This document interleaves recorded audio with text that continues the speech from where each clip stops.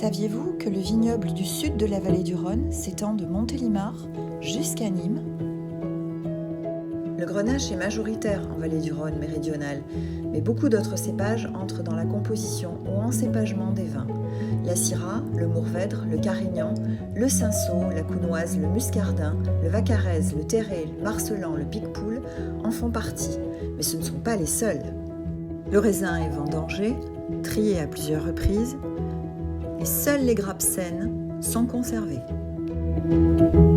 À leur arrivée en cave, les grappes sont versées dans le conquet de réception, où le fouloir fait éclater et remonter les baies par le biais de tuyaux, soit dans les rafloirs si les grappes sont débarrassées de leur rafle, soit directement dans la cuve.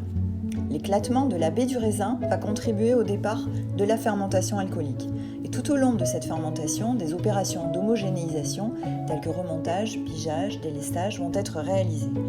L'objectif étant d'extraire un maximum de couleur et de tanin. Durant le remontage, toute la surface du chapeau est aspergée de manière homogène.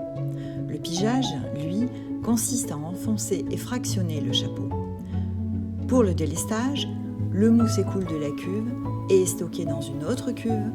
Il sera ensuite renvoyé sur le chapeau de sa cuve initiale.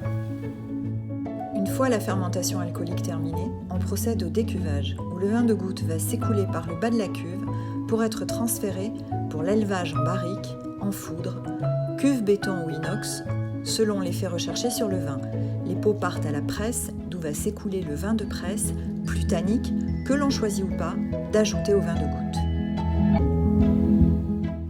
La fermentation malolactique est généralement réalisée sur les vins rouges car elle permet de diminuer l'acidité du vin. L'élevage va durer plusieurs mois, en cuve béton, en amphore, en foudre, en barrique neuve ou plus ancienne. Tout dépendra du choix du maître de chai concernant les caractéristiques et la complexité du vin. L'assemblage est effectué avant ou après l'élevage au choix du maître de chai.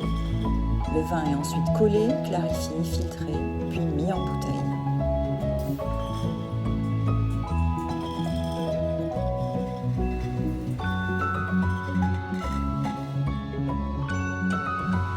Il ne restera donc plus qu'à le déguster. Santé à tous!